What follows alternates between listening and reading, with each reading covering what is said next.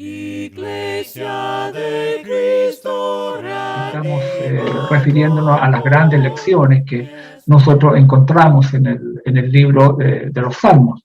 Este libro es llamado así, debido a que está compuesto con estas alabanzas sagradas, podemos decirle, o poemas. Porque el libro tiene ese significado, son alabanzas o himnos. Y que hemos dicho fue escrito como un manual para la adoración de los judíos. Y es uno de los libros de poesía en el Antiguo Testamento.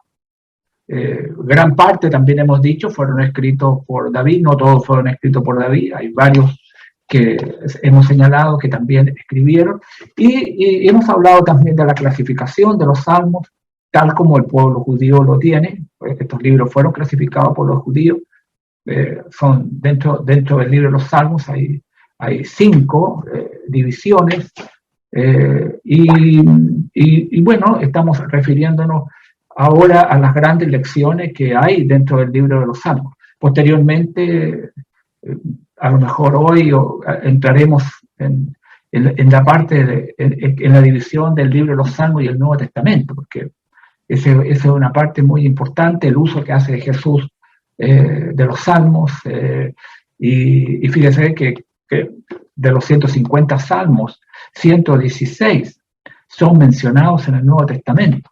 Es una gran cantidad de citas bíblicas de los salmos, siendo el libro que más se usa en el Nuevo Testamento. Este es el libro que tiene más citas en el Nuevo Testamento, el libro de los Salmos. Y no quería dejar pasar esta gran lección que nos muestra el libro de los Salmos en lo que tiene que ser con el pecado, el perdón de los pecados. Hay subdivisiones del pecado dentro de este mismo libro, y que es interesante porque al menos el apóstol Pablo utiliza para la explicación de la transgresión del hombre este libro para expresar que todos han pecado. Y también este libro contiene que Dios perdona al que se arrepiente, al que le busca con un corazón contrito. El Señor está para poder recibirlo y oírlo y perdonarlo. Así que este libro tiene una de estas grandes lecciones. El Salmo 53, en este libro, el Salmo 53, en los primeros versículos, nos muestra la necedad del hombre y a dónde ha caído el hombre. Y muy bien lo expresa el apóstol Pablo en la carta a los Romanos. Dice el necio en su corazón, no hay Dios, refiriéndose a la persona necia, a la persona insensata, sin sabiduría, que puede decir en su mente, Dios no existe. Bueno, ahí radica primeramente la necedad del quien dice esto, ya que Dios sí existe. Y por lo tanto, es ahí uno de los tantos necios que hay dentro de las Sagradas Escrituras, y uno de esta necedad es que no existe Dios. Ahora, al decir que no existe Dios, o sea, dejar a Dios a un lado de su vida, no vivir de acuerdo a un patrón de Dios, esto es lo que ha sucedido. Por eso digo, Pablo muy bien lo figura en los primeros capítulos del libro de los Romanos. ¿Qué pasa al decir o dejar a Dios a un lado? Es la corrupción del ser humano. El hombre se ha corrompido, dice, se han corrompido e hicieron, dice, abominable maldad. Así dice, muestra el Salmo 53, cuando existe esto de dejar a Dios aparte de la vida. Y dice, Dios desde los cielos miró sobre los hijos de los hombres para ver si había algún entendido que buscara a Dios. Cada uno se había vuelto atrás, todos se habían corrompido, no hay quien haga lo bueno, no hay ni aún uno. Por eso yo decía, el libro romano, el apóstol Pablo plantea este tema que está, esta lección que está en el libro, en este libro de los Salmos, presentando al hombre que ha dejado a Dios y ha entrado en una etapa de corrupción, de dar la vida a su manera. Y vamos al libro de Romanos, Pablo, en la carta a los Romanos, yo creo del capítulo 1, está hablando esta necedad del hombre de cambiar la gloria de Dios por en semejanza de imagen corruptible, de aves, de cuadrúpedos y de reptiles. El capítulo 1 de Romanos, en el versículo 23. Y muestra este capítulo donde se encuentran los gentiles que han dejado a Dios y viven sus propias vidas, en sus propios dioses inventados, y en la manera como de vida abominable que estaban llevando. El versículo 28, como ellos no aprobaron tener en cuenta a Dios, al rechazar ya la existencia de Dios, de poder ver en las obras que existían la mano de un creador, el hombre ha caído en lo más bajo de su pecado. Hay una tremenda lista que comienza en los versículos 29 de Romanos capítulo 1, donde va mostrando cómo está el hombre al haber dejado la revelación de Dios, y culmina en el capítulo 3 del libro de los Romanos, donde el apóstol, versículo 9, dice que pues somos nosotros mejores que ellos, ahora refiriéndose al pueblo que sí tenía el conocimiento, al pueblo judío, que conocía la palabra de Dios, que tenía una ley escrita. Dice, somos nosotros mejores que ellos, en el caso de los gentiles, en ninguna manera, dice Pablo. Pues ya hemos acusado a judíos y a gentiles, que todos están bajo transgresión, todos están bajo pecado. Y para poder apoyar, el apóstol Pablo toma el Salmo 53, versículo 1 y 3, dice el versículo 10, como está escrito. O sea, aquí basa su argumento, lo basa en la palabra de Dios, no en la observación que él ve de la vida que llevan los gentiles. Por cierto, puede dar un resumen en los primeros capítulos de judíos y gentiles cómo están delante de la presencia del Señor. Pero como está escrito, no hay justo ni aun uno, no hay quien entienda, no hay quien busque a Dios. Todos, dice, se desviaron, aún así hicieron inútiles, no hay quien haga lo bueno, no hay ni siquiera uno. La escritura decía todos se desviaron, es decir, todos estaba referido a toda la humanidad, incluyendo a los judíos y gentiles. Dice, no hay quien, no hay quien. Es como el profeta Jeremías buscaba a un hombre. No hay quien haga lo bueno, no hay ni siquiera uno. Entonces, esto es lo que la escritura ponía a todos bajo estas circunstancias de pecado. Ahora,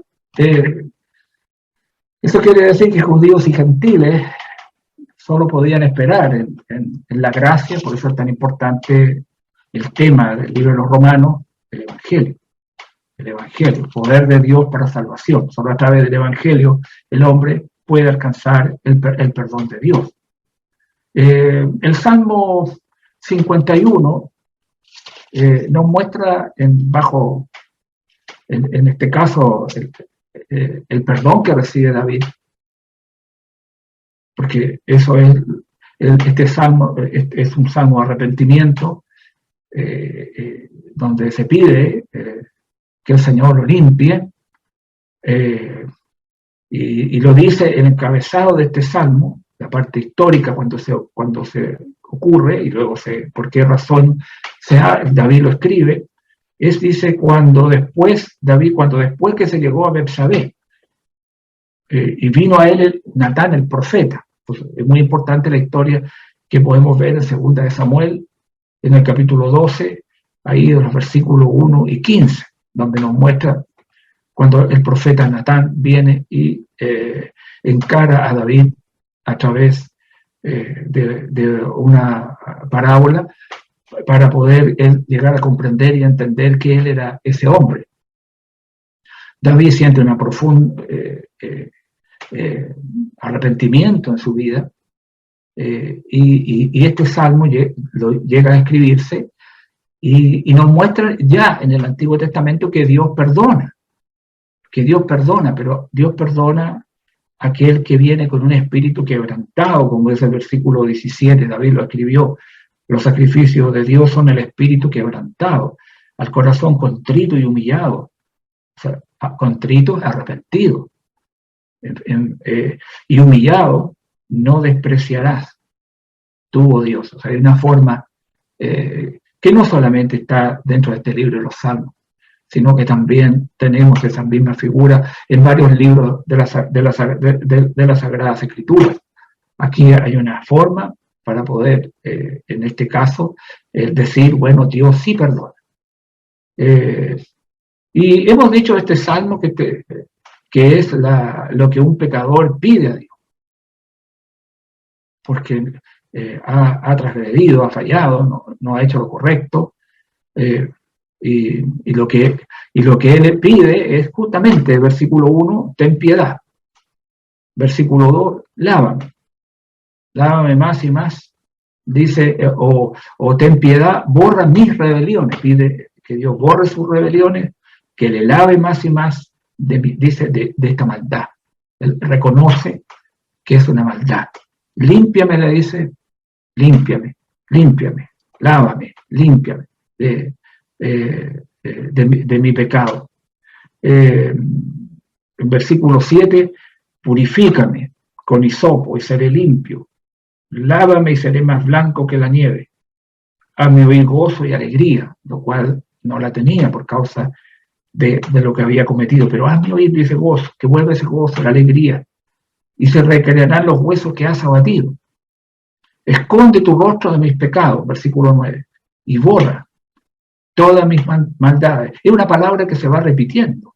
Lávame, límpiame, borra mis maldades, purifícame, lávame. Dice el versículo 10, crea en mí, oh Dios, un corazón limpio nuevamente, renueva un espíritu recto dentro de mí.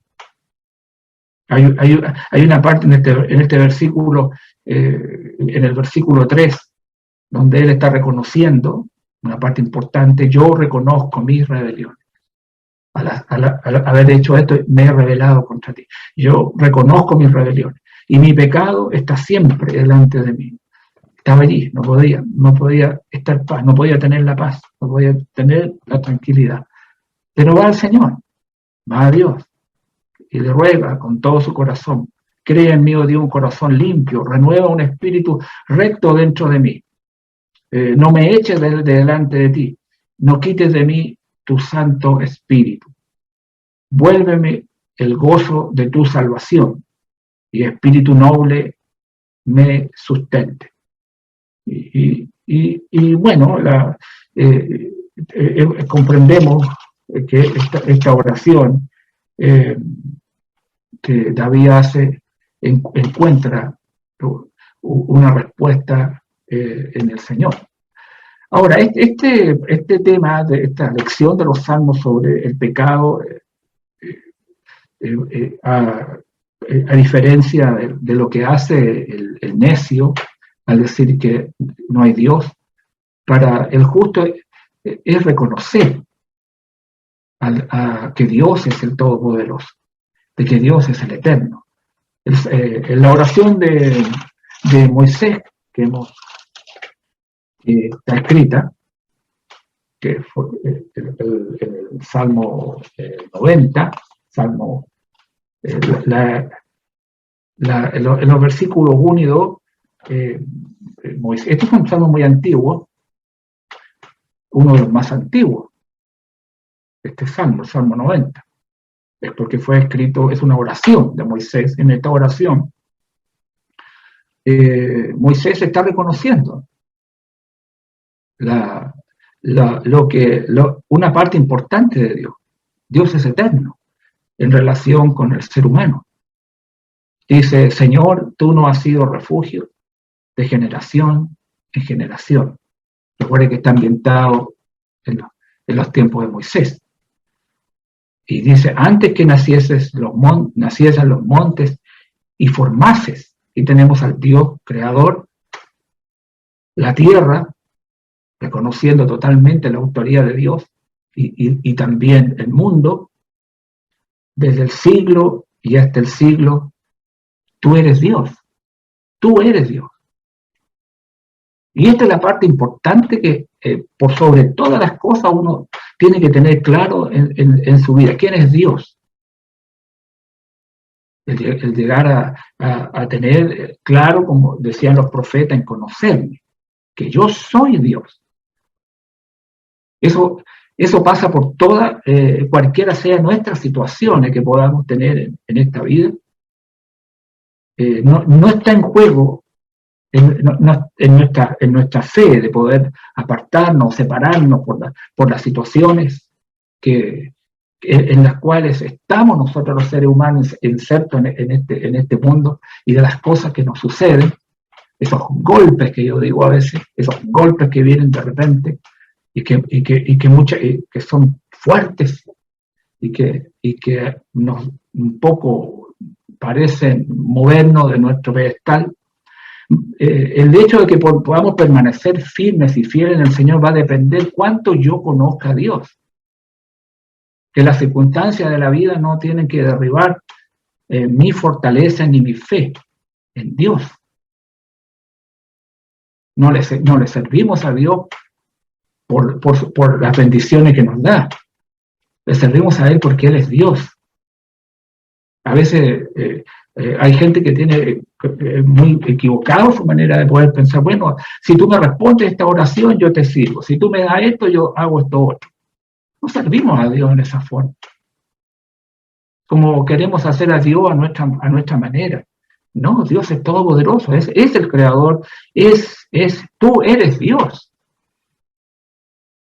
O sea, por eso es que es tan importante que en nuestra vida, estando claro lo que es el Señor. Siempre me llama la atención de José. José era un muchacho de 17 años y una de las cosas que es claro en señalar cuando el pecado llega cerca de su vida, él dice cómo iba, y una de las cosas que dice cómo iba a pecar contra Dios. Dios era importante para él. Y sabía que si él cometía cualquier error en su vida, la relación que tenía con Dios, él amaba a Dios. Y como nosotros tenemos que amarlo, por lo que es Él, por el inmenso amor, por su inmensa bondad que Él ha tenido. El tener muy claro a Dios en mi corazón, en su vida, le va a ayudar a poder huir del pecado cuando la tentación nos toque nuestra puerta. Porque vamos a tener un concepto de Dios. Sí, Dios se va a sentir. Dios va a sentirse. Él espera mi fidelidad. Él espera que yo obedezca. Él espera que yo haga su voluntad. Pero eso va a estar sujeto a cuánto yo conozco al Señor. A veces uno queda sorprendido cuando la gente pasa por estos golpes fuertes de la vida y ya dejan de servir al Señor, ya dejan de congregarse, ya dejan... Es como si le echaran la culpa a Dios por todos sus males. No sé de qué manera han llegado a conocer a Dios. Así que esto es una de las grandes lecciones de los salmos. El reconocimiento que debemos hacer de Dios en nuestras vidas. La alabanza que tiene que haber en nuestras vidas por su infinito amor y la providencia que ha tenido para con nosotros. Basta leer el Salmo 103, donde desde el principio y el fin de este salmo está la alabanza. por las bendiciones, por sus bendiciones, que es un salmo de David. David está lleno de alegría y de gozo por todo lo que Dios le ha otorgado a su vida. Dice, bendice alma mía al Señor, bendice alma mía. Cierto está que la palabra alma hay que hacer la diferencia directamente con el cuerpo. Él no está diciendo bendice cuerpo de cuerpo, está hablando de la parte interior de su ser. Alma mía al Señor, bendiga ahora todo mi ser, su santo nombre. Ahora, ¿por qué? Bendice nuevamente, dice alma mía al Señor, y da la razón por qué le debe bendecir. No olvides ninguno de sus beneficios. A veces pareciera ser que nosotros nos olvidamos. Siempre en la Escritura está esa palabra que tenemos que recordar, donde hemos visto, hemos analizado libros dentro de las Sagradas Escrituras, está el llamado a tener memoria, recordar. El pueblo de Israel se olvidó de la palabra de Dios, se olvidó de Dios. Debe ser un problema nuestro humano, de olvidarnos, porque no repasamos continuamente la palabra del Señor. Una vez un señor que dijo, y esto es algo real, escribió en un diario americano, como quejándose que durante el año, o sea, se escuchaban, dijo, como 3.000 sermones y que la gente ni él recordaba los sermones y que eso como que culpaba un poco a los predicadores, a los que enseñaban, y lo escribió en un periódico, dio su opinión, y alguien le escribió y le dijo, mire, yo llevo 30 años casado, y mi esposa durante todos estos 30 años me ha dado diferentes comidas, y créame que no me acuerdo de ninguna de las comidas, o sea, de lo que ella me da. Pero una cosa sé, que cada una de esas comidas que me dio ha nutrido mi cuerpo y me siento fuerte. Entonces esa es una gran verdad.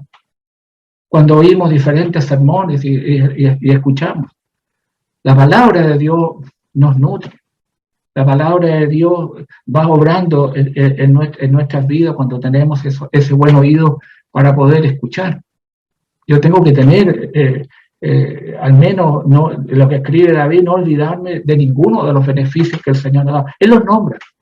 Y cómo no, una de las cosas de los primeros que él pone dentro de la alabanza de sus labios en este salmo, hablando de Dios, Él es quien perdona todas tus iniquidades. Alma mía, le dice, Dios bendice, alma mía, al Señor, porque Él es el que perdona todas tus iniquidades. Yo creo que eso es un punto importante de poder tener la paz en nuestros corazones, el perdón en nuestras vidas y sentirnos en esa libertad que tenemos los hijos de Dios cuando podemos tener esa luz y esa paz con el Señor. El que sana, dice, todas tus dolencias. David está hablando de su experiencia. El que rescata del hoyo tu vida.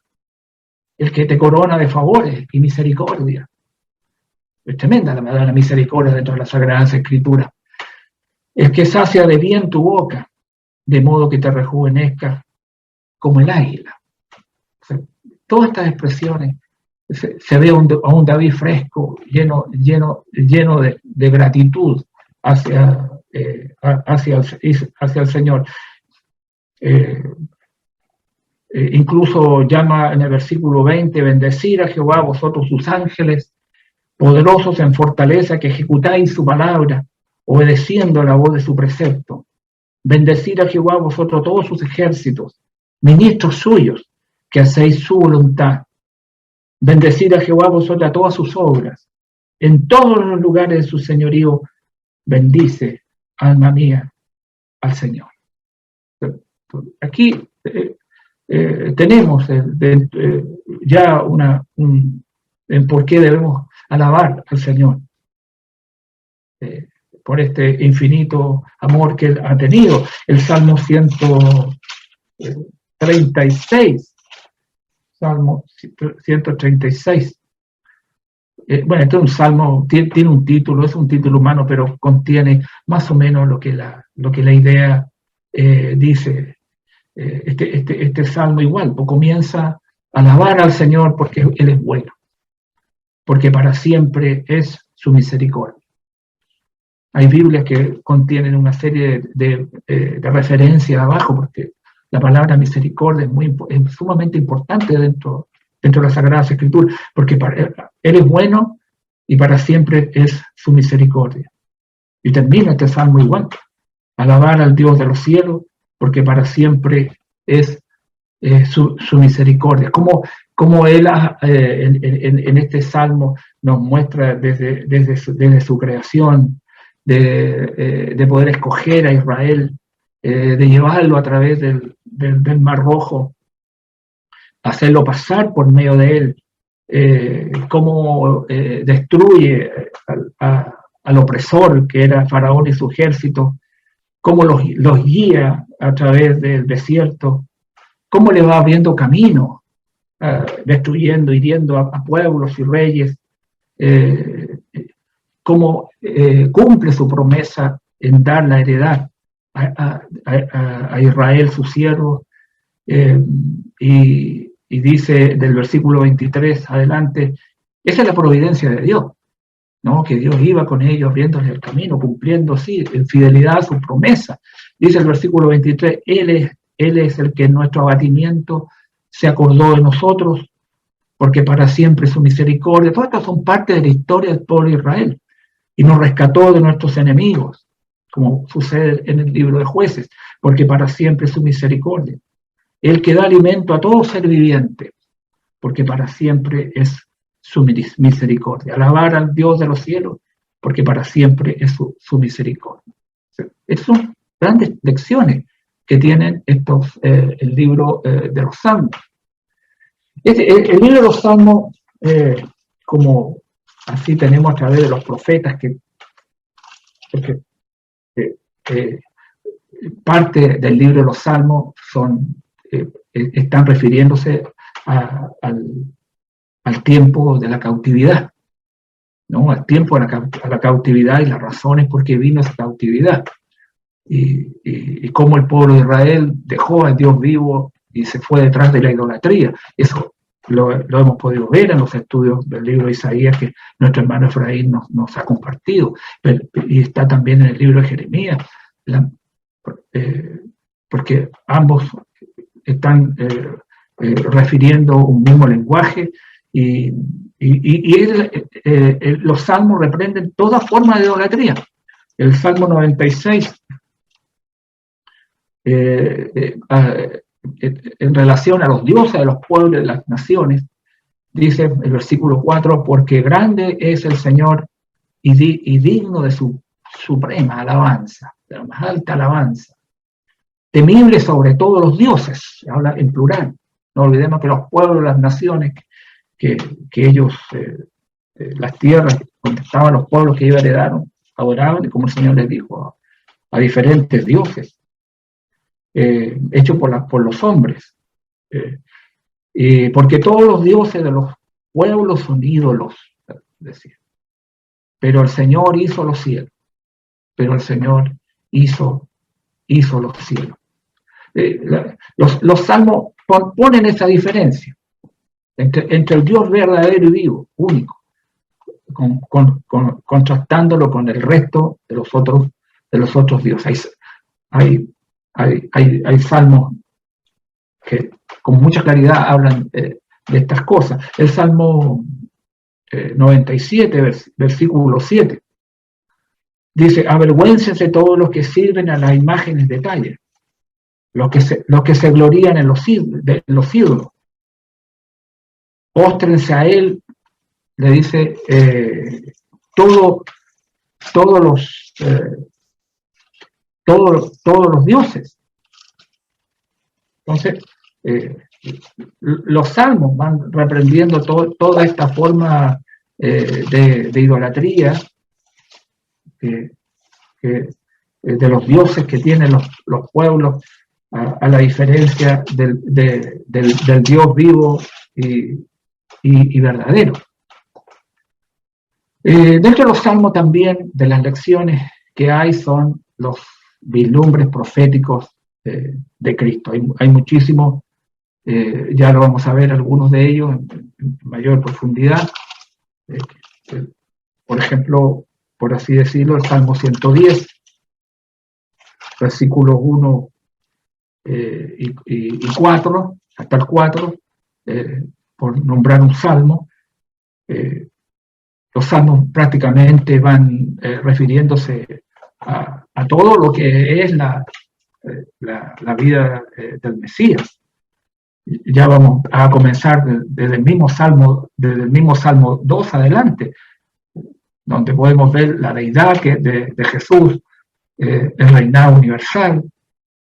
No sé si hemos pasado, vamos también seguramente a ver el Salmo 8, donde se habla del hombre, pero que donde va a ser bendecido el hombre es en el Mesías, que va a llegar a ser el Señor de la creación, el Salmo 8. El Salmo 16, por así decirlo, nos va a hablar de la resurrección de Cristo. Y este Salmo 110 del Rey Eterno y el sacerdocio eterno que va a tener el Señor. Hoy consideremos, leamos dice: Jehová, el Señor, dijo a mi Señor: siéntate a mi diestra hasta que ponga a tus enemigos por estrado de tus pies. El Señor enviará desde Sión la vara de tu poder. Enviará desde Sión la vara de tu poder. Domina en medio de tus enemigos. Por eso que este Salmo 110 se está refiriendo al Rey Eterno. Tu pueblo se te ofrecerá voluntariamente en el día de tu poder, en la hermosura de la santidad. Desde el seno de la aurora tienes tú el rocío de tu juventud. Juró Jehová, el Señor, y no se arrepentirá. Tú eres sacerdote para siempre, según el orden de Melquisedec. Por eso que este Salmo 110 evoca al Rey Eterno y el sacerdocio eterno del Mesías. El Salmo 143 nos va a evocar la terrible naturaleza de lo que es el pecado.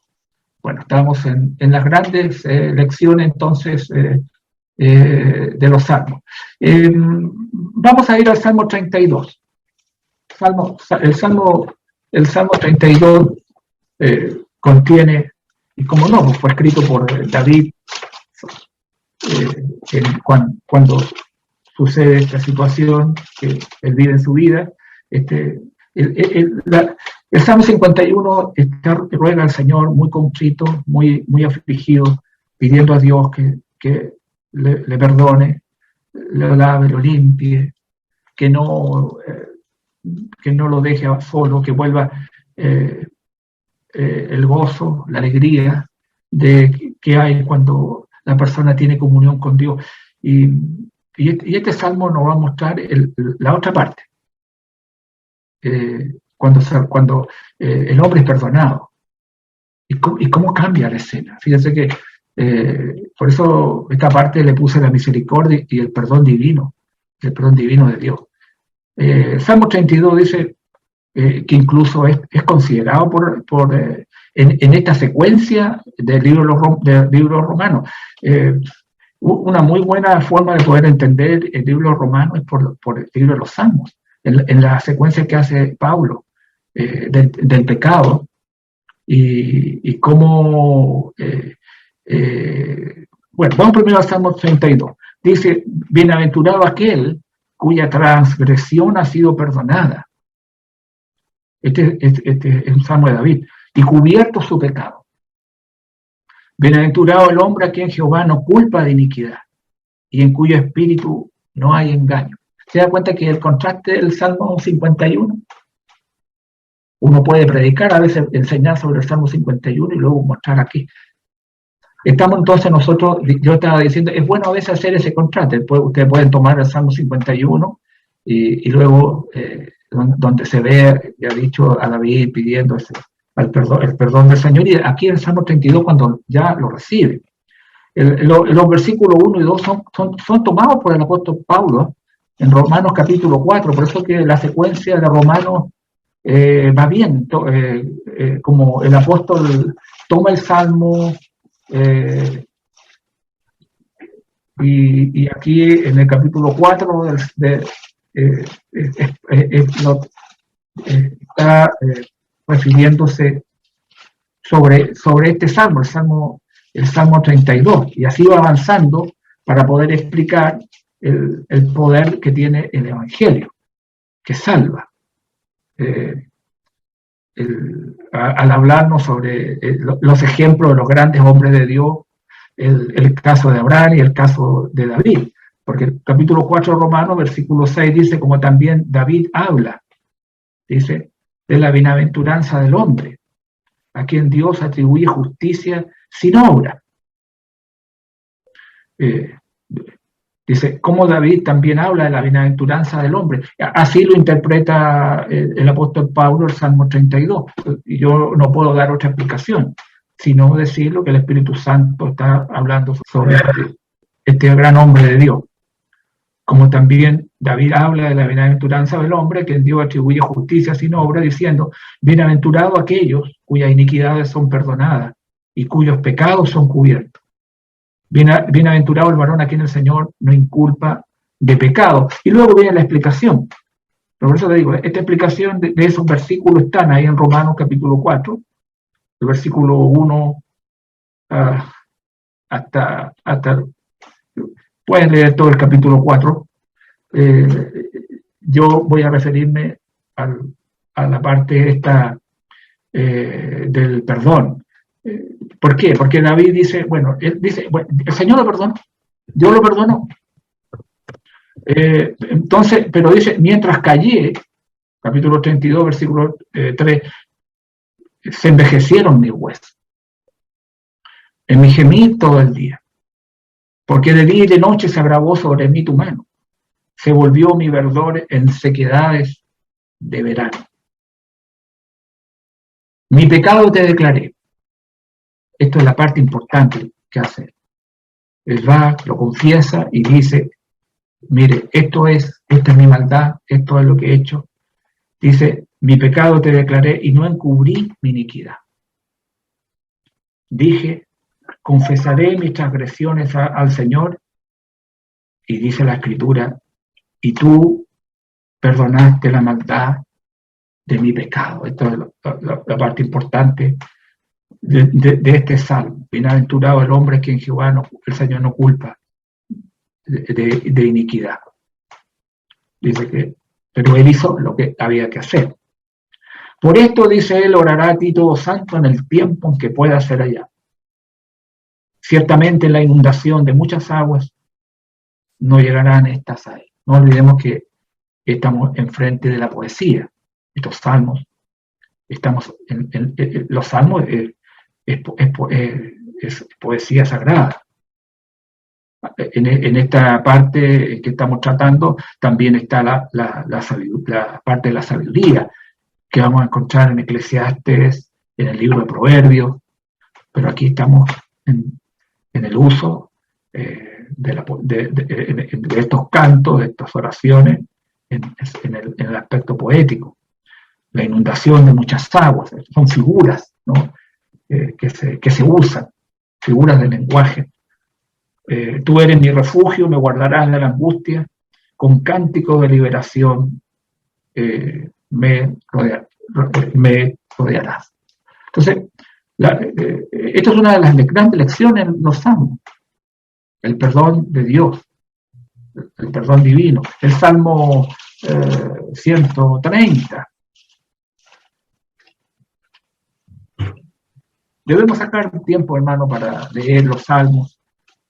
Ya le he explicado que aquí está toda la miseria humana registrada, explicada, y cómo en medio de todas esas aflicciones, angustias y situaciones que vivió la nación o vivieron los individuos, al acercarse al Señor, el Señor fue propicio a ellos. Dice el Salmo 130, de lo profundo Jehová te clama. Señor, oye mi voz. Estén atentos tus oídos a la voz de mi súplica. Vamos a ver qué es lo que ¿qué es lo que va a suplicar? Dice, ya, que significa, es una abreviación del Señor. Si mirares a los pecados, ¿quién, oh Señor, podrá mantenerse? Pero en ti hay perdón. Es una buena pregunta. Respondía luego ya en el apóstol Pablo, ya lo hemos visto también en el libro romano. Yo voy a citar otro texto del libro romano, en el capítulo mismo 3, en el versículo 23. Por cuanto todos pecaron y están destituidos de la gloria de Dios. Todos están destituidos de la gloria de Dios. Los salmos hablan de estas cosas. Si mirares a los pecados, ¿quién, oh Señor, podrá mantenerse? Pero en ti hay perdón. Esperé yo al Señor, esperó mi alma, en sus palabras he esperado. Mi alma espera al Señor más que a los centinelas a la mañana, más que a los vigilantes a la mañana. Espera Israel al Señor, porque en el Señor hay misericordia y abundante redención con él. Y él redimirá a Israel de todos sus pecados. No olvidemos que dentro de los mismos evangelios, estos textos van teniendo vida. El Evangelio de Mateo, en el capítulo 1, versículo 21, refiriéndose a Jesús. Mateo 1, verso 21 dice, y dará a luz un hijo y llamará su nombre Jesús, porque él salvará a su pueblo de sus pecados. Salmo 130, él redimirá a Israel de todos sus pecados. Se referían absolutamente al Mesías. O sea, estos textos se referían a Jesús. El capítulo de Tito, capítulo 2, versículo 14, hablándonos, porque estos textos tienen que ver con Jesús. Dice, ¿quién se dio a sí mismo por nosotros para redimirnos de toda iniquidad? Era Él, de Él se referían estos textos, y purificar para sí un pueblo propio, celoso de buenas obras. Pero Él se dio a sí mismo, Él se dio por nosotros, para redimirnos de toda iniquidad. Él redimirá a Israel, todo su pecado. Él redimió a la humanidad. Él es Él, que el Salmo 8, como vamos a ver más adelante, se refiere. Él es el hombre. Él es el hombre. Así lo señalan el libro de los Hebreos al tomar y explicar el Salmo 8. Muchos de los salmos ya están, explicados por los escritores sagrados, y por lo tanto, esa explicación que se da, tenemos que aceptarla. Yo digo esto porque cuando tomo el Salmo 8 y lo comparo con lo que dice Hebreo, en referencia al hombre, pero el hombre llegaría a ser a través del Mesías levantado nuevamente, porque dice Hebreos capítulo 2, vamos a Hebreos para que podamos poder contrastar el Salmo 8, que tiene que ver con el hombre. Dice el versículo 5, porque no sujetó a los ángeles el mundo venidero, acerca del cual estamos hablando. Pero alguien, nosotros sabemos que es David, el escritor no lo nombró, dijo, pero alguien testificó en cierto lugar diciendo. No olvidemos que toda esta es la obra que el Espíritu Santo ha hecho en poder de inspirar las Sagradas Escrituras. La inspiración de las Sagradas Escrituras es como el libro, quedémoslo ahí porque para explicar esto, en el libro de los Hechos de los Apóstoles está la explicación, cómo Dios ha transmitido su inspiración. En Hechos capítulo 1, en el versículo 16, aquí está la secuencia. Lo cito porque Estamos en los Salmos, que con más de la mitad fueron escritos por David, y quien es muy citado, muy citado. Se dan cuenta que estamos tomando muchas citas de los Salmos para poder explicar las grandes verdades del Evangelio.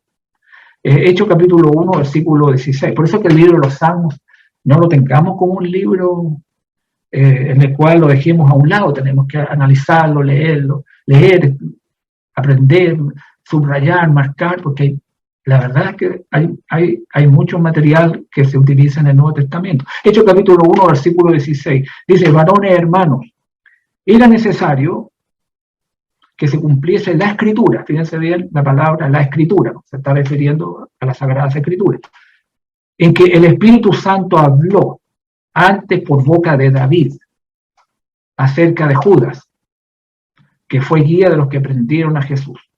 Entonces, aquí tenemos la secuencia. Por ejemplo, hay una persona que es David, a la cual el Espíritu Santo habló por boca de David.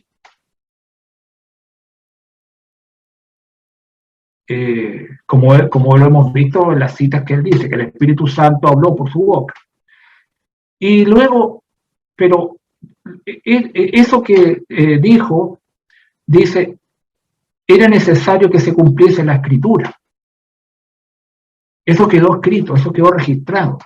El Espíritu Santo habla por David y David lo escribe. Y eso queda en la Escritura. Y a través de la Escritura, Lucas está explicando, de lo que Pedro se refiere en el caso de aquel que estaba escrito en la Escritura.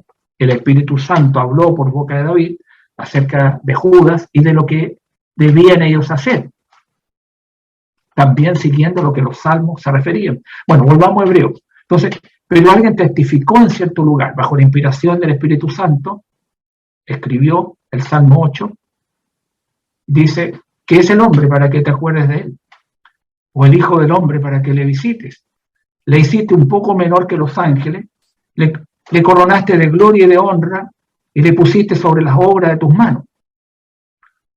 Y lo explica: todo lo sujetaste bajo sus pies, porque en cuanto le sujetó todas las cosas, fíjense que lo que le dice, le sujetó, por lo tanto se está refiriendo a una persona que tenemos que seguir leyendo para identificarla, porque en cuanto le sujetó todas las cosas, nada dejó que no sea sujeto a él, un pronombre de una persona. Pero, si es cierto que no dejó nada que sea sujeto a él, eso quiere decir que el Salmo 8 se estaba refiriendo al Mesías, se estaba refiriendo a Jesús, pero todavía no vemos que todas las cosas le sean sujetas. Pero vemos a aquel que fue hecho un poco menor que los ángeles, cuando él viene al mundo, y lo identifica a Jesús. De él hablaba este salmo, dice: coronado de gloria y de honra a causa del padecimiento de la muerte, para que por la gracia de Dios gustase la muerte por todos. De él se refería el salmo, este salmo. Se da cuenta que el Nuevo Testamento va desarrollando la idea de lo que el Espíritu Santo habló en este libro que estamos estudiando, y que yo quisiera que lo siguiéramos leyendo, analizándolo cuando estén en sus hogares durante la semana, en sus devocionales. Sigan este libro dividido en estos 5, contiene muchas cosas. Estábamos en el Salmo 130. Bueno, hay otra cosa de estas grandes lecciones que nos dan los salmos, es que enfatiza el deber que tiene uno de arrepentirse, que estamos dentro del tema del pecado, y también de obedecer al Señor. El Salmo 29,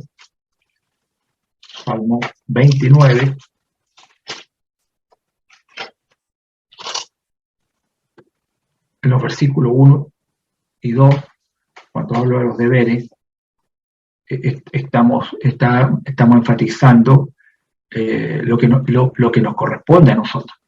Dice, tributad. Estos verbos están en imperativo. O sea, es necesario. No hay otra alternativa, ¿no? Tributar al Señor, tributar a Jehová, o hijos de los poderosos. Dad, ¿no?, al Señor la gloria y el poder. Denle a Él la gloria. La gloria es de Él. El poder viene de Él. Dar al Señor la gloria debida a su nombre. Lo que le corresponde. Adorar al Señor en la hermosura de la santidad. Cuando hablamos de la hermosura de la santidad, hablamos del hombre justo, hablamos del hombre perdonado, del hombre la cual ha sido lavado y limpiado de sus pecados. Eso es el sentido que uno puede ver en las cartas de los apóstoles. Uno puede ver estas bendiciones que tenemos en Cristo en Efesios, la carta del apóstol Pablo a los Efesios, cómo Jesús nos ha bendecido con toda bendición espiritual en los lugares celestiales. Dice en Cristo, porque es en Cristo que hemos sido bendecidos de toda bendición espiritual. Dice el versículo 4, según nos escogió en Él antes de la fundación del mundo para que fuésemos santos y sin manchas delante de Él. Aquí tenemos lo que haría la obra del Mesías por nosotros, en que nos ha declarado santos y sin mancha delante. Y todo esto porque dice la Escritura en el versículo 6, para alabanza de la gloria de su gracia, con la cual nos hizo acepto en el amado, en quien tenemos redención por su sangre, el perdón de pecados según las riquezas de su gracia. Aquí está muy bien el apóstol señalando esta bendición espiritual del plan de Dios en que llegáramos a ser santos. ¿Cómo llegamos a ser santos? Bueno, es como el mismo libro se nos dice. Antes, como dice capítulo 2, versículo 1, Él os dio vida a vosotros cuando estabais muertos en vuestros delitos y pecados. Esa era la condición de los hermanos a los cuales está escribiendo. Pero el propósito de Dios era para los ha hecho santos y sin mancha, ha quitado el pecado a través de la obediencia que ellos han hecho al Evangelio, porque Efesios capítulo 1, versículo 13 lo señala. Cómo ellos lograron esta tremenda bendición que el Señor nos muestra en esta primera parte, en este capítulo 1 del libro a los Efesios. Santos sin mancha, tenemos el perdón de nuestros pecados, nos ha dado a conocer el misterio de su voluntad. Versículo 12, que seamos para alabanza de su gloria. Nosotros los que primeramente esperábamos en Cristo, en el caso de los judíos, pero en Él también vosotros, hablando a los gentiles, habiendo oído la palabra de verdad, el evangelio de vuestra salvación, y habiendo creído en Él, fuisteis sellados con el Espíritu Santo de la promesa. Aquí está la obediencia que ellos hicieron al evangelio, habiendo oído la palabra de verdad, el evangelio, y habiendo creído en el evangelio. En Él se refiere no en Cristo, sino en el evangelio. Creído en el evangelio, pudieron obtener lo que el perdón de sus pecados. Antes estaban en esta condición,